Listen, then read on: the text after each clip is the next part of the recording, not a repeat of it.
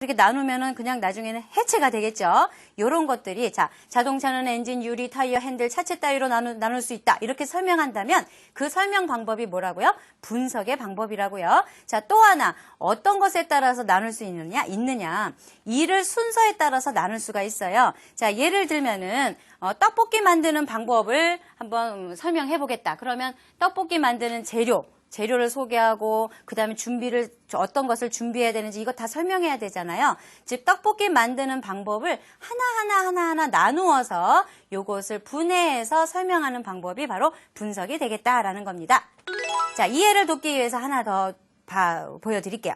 자, 분류와 분석의 구분 한번 봅시다. 동물을 땅에 사는 동물, 그 다음에 물에 사는 동물, 그 다음에 하늘에 사는 동물로 나눌 수 있어요. 이러면 이것이 바로 분류라는 것이고요. 자, 땅에 사는 동물 중에 사자가 있잖아요. 이렇게 약간 안 무섭게 생긴 사자죠. 자, 사자를 갖다가 뭐 얼굴, 몸, 다리, 꼬리 이런 식으로 나누어서 머리는 어떻고 몸은 어떻고 다리는 어때. 자, 이렇게 설명하면 그것은 무엇이다? 분석이다 라는 거죠. 자, 이렇게 분류와 분석 다르다고요. 분류는 땅에 사는 거, 물에 사는 거, 하늘에 사는 것께 이렇게 묶어서 설명하는 것이고, 분석은 하나하나 분해해서 나누어서 설명하는 것이다. 이렇게 다릅니다. 자, 분류와 분석을 사용하여서 글쓰기에 알맞은 글감은 무엇이 있을까요? 일단 이런 것들, 뭐 꽃의 종류, 안 갖춘 꽃, 뭐 갖춘 꽃 이런 것들 있잖아요. 자, 이런 꽃의 종류라든가 악기의 종류, 뭐 타악기, 현악기 이런 것들 있잖아요. 자, 코끼리의 종류, 뭐 아프리카 코끼리, 인도 코끼리 이런 식으로 종류에 따라서 설명하기에 알맞은 글감들이 바로 분류입니다. 그래서 보세요. 류. 그렇잖아요. 그쵸? 외우기도 쉽죠? 자, 분석은 어떤 글감들이 어울릴까요? 분석은요, 말 그대로 해체하는 거잖아요. 막 파헤치는 거죠. 그러니까 구조를 설명하거나 모양을 설명하거나 그 다음에 어떤 방법들을 설명하는데 아주 좋은 것이 바로 그렇습니다. 분석이 되겠습니다. 자, 요거 보세요. 음식에 쓰인 주재료에 따라, 주재료는 뭐냐면 주된 재료예요. 예를 들어서 떡볶이의 주재료는 떡이죠. 고추장이죠. 자, 그런 것들이 주재료라고 합니다. 음식에 쓰인 주재료에 따라서 음식을 분류한 것이다. 자, 분류는 서로 같은 것끼리 모은 것이다. 모아서 설명하는 것이 분류라고 했었지요. 분류, 종류 뭐 이렇게 생각하시면 됩니다. 빈칸에 들어갈 알맞은 음식 이름을 3가지를 써 넣으시오. 그랬어요. 보여주세요. 자, 요렇게. 뭐라고요? 안 보인다고요? 그럼 제가 지워드릴게요. 자, 항목과 대상이 있습니다. 자, 항목, 대상. 아까 선생님이 얘기했죠? 분류라는 것은 기준을 먼저 정하고 그 기준에 따라서 항목과 대상을 정한다라고 했어요. 그럼 아까 그 문제에서 기준이 뭐였어요? 그렇죠.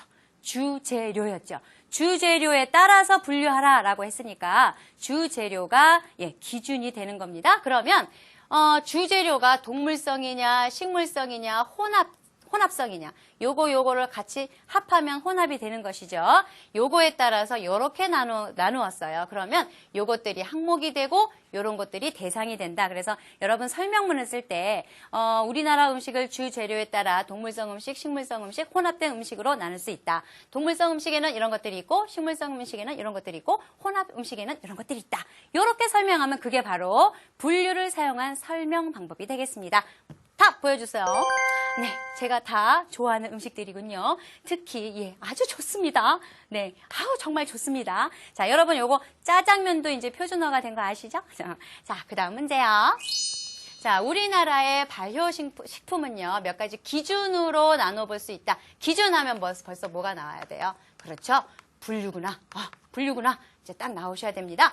주재료에 따른 발효식품과 그 특징을 살펴보는데요. 자, 여기가 처음 부분이죠. 설명하는 글의 처음 부분이 되겠습니다. 먼저 채소 발효식품인 김치류가 있다. 자, 채소 발효식품 하나 나왔습니다. 그래서 여기 젓갈 등의 부재료를 섞어서 저장하는데 어쩌고 저쩌고 막 설명이 나옵니다. 이것이 어떤 설명 방법이라고요?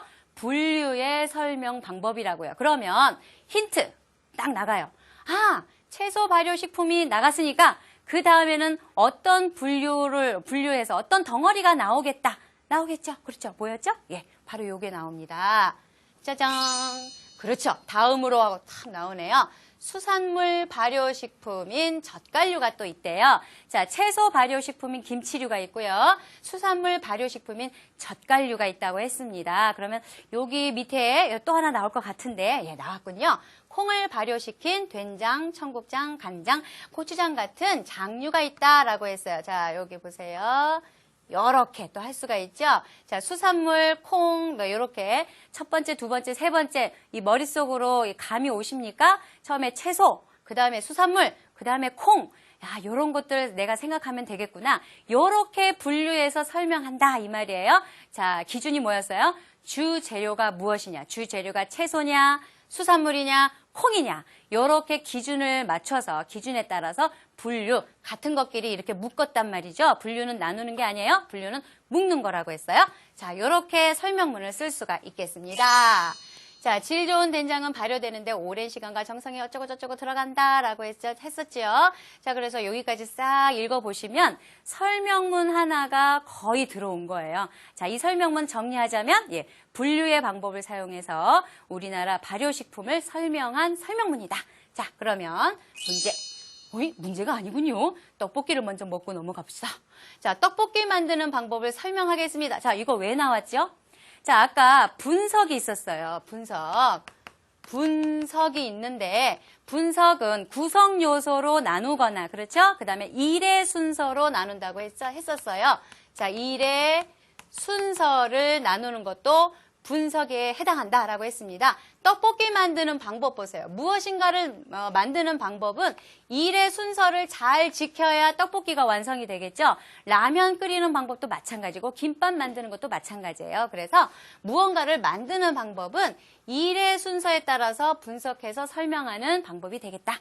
자, 떡볶이 만드는 방법을 설명하겠습니다 했는데요.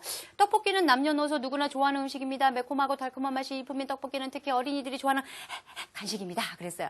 자, 그런데요. 이 문제가 좀 있죠. 이 가학을 보세요. 만드는 방법을 설명하겠다고 그러면 어떻게 만들지 하고 기대를 하고 있는데 갑자기 떡볶이의 특징만 이렇게 얘기를 합니다. 이런 것은 좋은 글이 아니라는 거죠.